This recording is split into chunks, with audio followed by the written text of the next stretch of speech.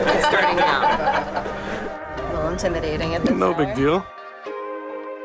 This has to be one of the most unique things that you can find on top of a mountain.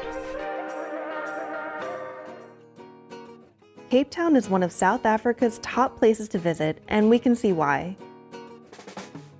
From the bustling V&A waterfront to the beautiful beaches, spectacular wildlife, and stunning sunsets, it's a city that has just about everything. It was tough narrowing down this video to just a few things. We've already taken you to Cape Point in our previous video, and you must visit Robben Island to see where Nelson Mandela spent almost 20 years imprisoned. But we want to show you some of our favorite things to do while you're visiting Cape Town. First, we'll be heading to the wine region to sample some of South Africa's famous wines. Then we'll hike up the landmark of Cape Town, Table Mountain. And we'll finish off under the water with some of Cape Town's best scuba diving. So let's go! The wine is excellent and affordable in Cape Town. Average prices at a restaurant were around $4 for a glass, and you can easily visit most of the wine regions from the city center. The Constancia wine region is only a 15-minute drive. But we decided to go a little further afield and spend the day in the Franschhoek wine region, about 1 hour outside of Cape Town. So one of the top things to do when you're in Cape Town is to come out and see the amazing wine country. South Africa has some of the best wine in the world, so we've taken a day trip out to here to the Franschhoek Wine Tram, which is literally a little train that will take you through this entire wine region. We're gonna see like 6 wineries or something like that. So cool. We were handed a wine glass the minute we got on board the tram, so I think it's starting now. God help us. I don't know where they're from. From our first stop, Plaisir, the famous 2020 Chardonnay. We skipped the first stop at Plaisir since we got to sample their wine on the tram, and decided to get off at the second stop, Dread on Lust. On the train reminded us that we should eat a lot of food as we embark on this journey. Stopping for a quick coffee, something to eat, and then we're gonna get to drinking. I mean tasting, like in a sophisticated way. These wineries cater to the trams that stop by every 40 minutes, and each winery offers various wine tasting menus to choose from. We're kicking it off with a premium wine tasting which includes 5 different wines for 80 Rand per person.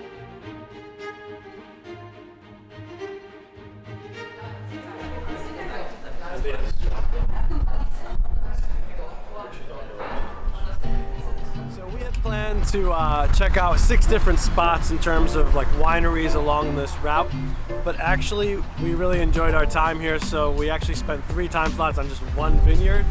Hopefully the next spots won't take up as much time because we do want to see at least 3 locations as part of this tour, but can't really complain. We're having a great time. Hopefully you can hear this through the wind, but that's it. I feel a little bit tipsy.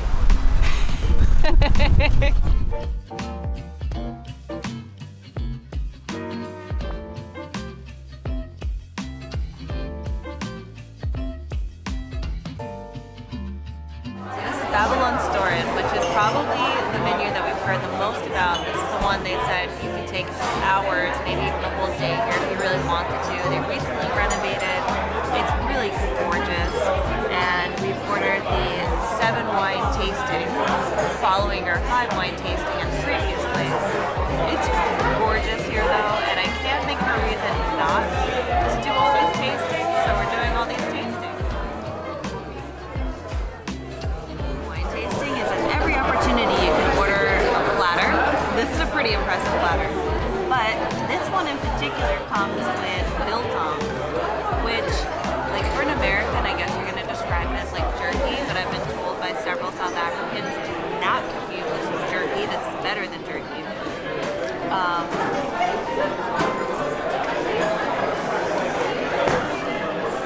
It is better than jerky, but it's like a dried meat. It's very popular here. You can believe it. You run out of time so quickly here. You think that the tour starts at 9 and it ends at 5? Holy shit. It goes by really, really fast.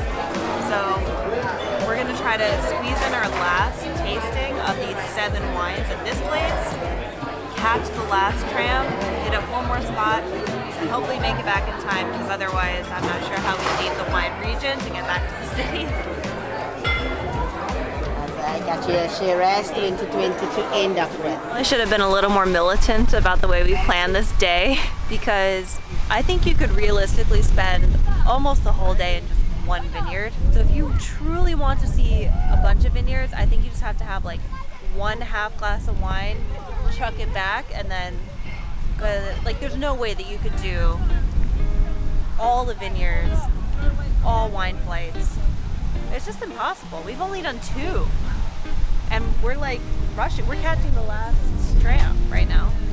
So this is our 3rd and for sure final stop. We caught the last tram. This is the last option that we have to come see. So we're gonna get a real quick glass. We have like 30 minutes. Hop back on the tram to the bus and then bus back to Cape Town. And we've been warned repeatedly that catching an Uber from here, if we miss our tram, is not fun. So let's try this pinotage.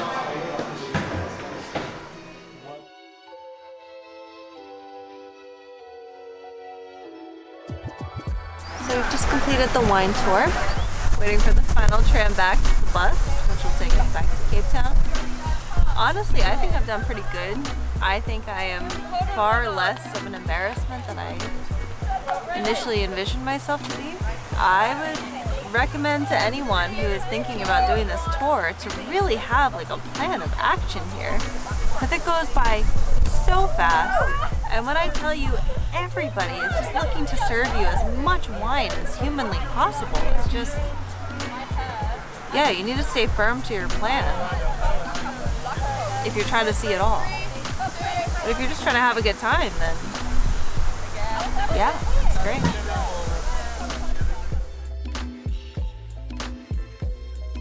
Okay, so this is the end of the wine tour portion, but if you're looking for something a little less alcoholic and a little more athletic in Cape Town, we're gonna show you that next. So we're gonna be hiking to the top of this, which looks a little intimidating at this No hour. big deal.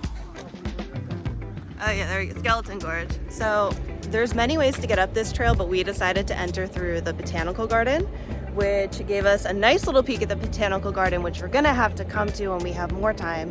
But for now, we have a pretty big task ahead of us. Okay, so we started at about 9 a.m. So far, it's a lot of stairs going up Skeleton Gorge, really steep. And in case you're wondering if chronologically we actually did do the wine tour yesterday, the answer is yes. And I don't recommend this order of events, but it's really beautiful so far. People back in the days were way more adventurous. I don't know. Somebody had to discover this. They didn't have like Google. So we just finished a labyrinth of waterfalls, streams, climbing up the stream with the rocks and ladders, and did I mention the ladders? Finally, we've seen daylight for the first time in like 2 hours, and it is gorgeous. Like, you can actually see the ocean out there and the continuing formation of Table Rock and the 12 Apostles. It's gorgeous. I'm happy that we did this. I thought I was gonna throw up that wine for a little bit, but I'm happy I didn't. Feeling good now. Nice job, babe. Yeah. Oh, wait, and then With Caitlin and Jorge. we're also... Woo! We'll pretend not to be I'm sorry. offended. I actually am really tired. We're on this freaking hard trail, and she didn't even include us. Yeah. Well, Caitlin and Hello. Jorge are here to join us. Crazy. You have several choices to come up Table Mountain, and we did have an option to do an easy 2-hour hike just straight up to the top, but it's just We concrete don't do stairs. easy here. We don't do easy, and I'm happy that we chose the more scenic route because it's interesting. If you're gonna do it, go for the full experience. Punto. I want to be this like floating head that pops up in your videos. There's beach sand up here. This is crazy. Out of nowhere, this is like beach sand on top of a mountain. This has to be one of the most unique things that you can find on top of a mountain, is a beach. So there's actually a ton of white sand here. I think I read that it's from the wind, like eroding the rocks, and it actually created sand up here. Very unexpected for the trail to suddenly turn into a sandy trail, but pretty cool. It's nice and peaceful out here too. Emma goes off adventuring on her own.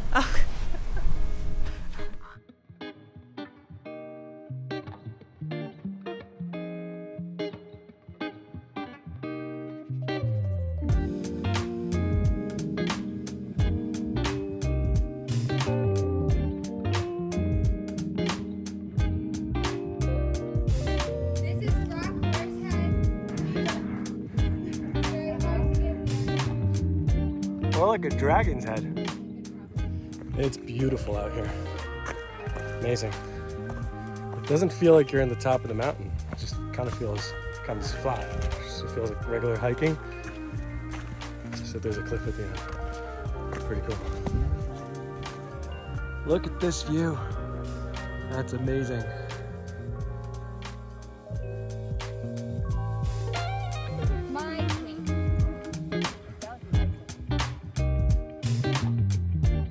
So we made it up to the top of the mountain.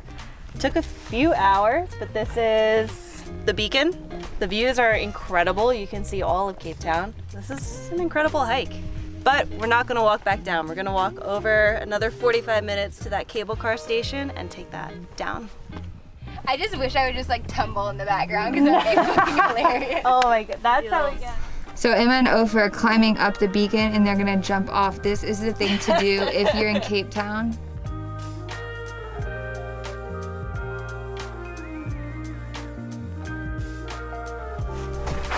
There's a lot of ants in there. Yeah, that's what we thought about the ants.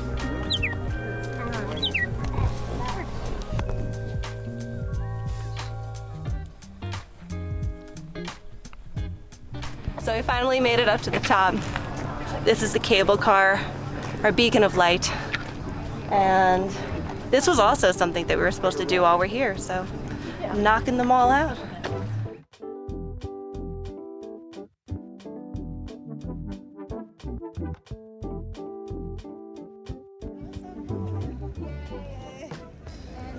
We did it. Cape Town faces the Atlantic Ocean, but if you drive about 40 minutes south from the city center, you'll find yourself at False Bay, home to some of Cape Town's most famous marine wildlife. And it has some of the best scuba diving in the world. You really have your pick of what area you'd like to focus on.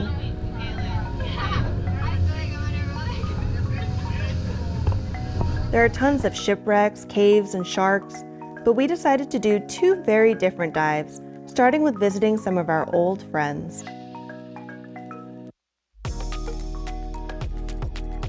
We'd snorkeled with sea lions in the Galapagos and wished we could have been able to go where they go. When we heard about an island with a seal colony, we jumped at the chance to see them from below. This was our first cold water dive, and the difference between the scenery and wildlife in these icy waters compared to tropical waters was striking.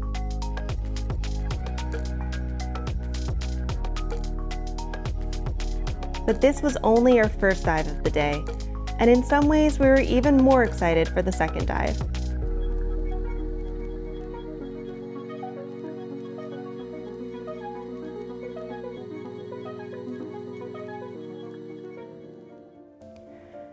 This is a kelp forest, and it feels almost otherworldly swimming amongst these swaying kelp fronds. Maybe you recognize the scenery from the Netflix documentary My Octopus the Teacher. It was filmed here, although we didn't see an octopus on this trip. And while South Africa is famous for cage diving with great white sharks, these kelp forests are home to some friendlier and much smaller varieties of shark. This is a pajama shark, because of its striped pajamas, and this is a leopard shark, because it has spots like a leopard, and they're both species of cat sharks. Maybe these kelp forests aren't home to the most colorful fish or the biggest sharks, but you have to admit that gliding in and out of this forest is pretty breathtaking.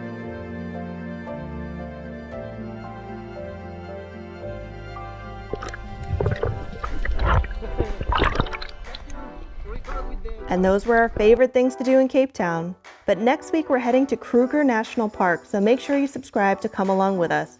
You won't want to miss it. Thank you and see you next week. Number one tip for people who want to do this. Snacks. Go to Woolworths for your snacks. Woolworths. Now I'm on video. Let's do the symbols of the 4 people of the island. You're still on video. I'm like that. Okay. You have an angry face on.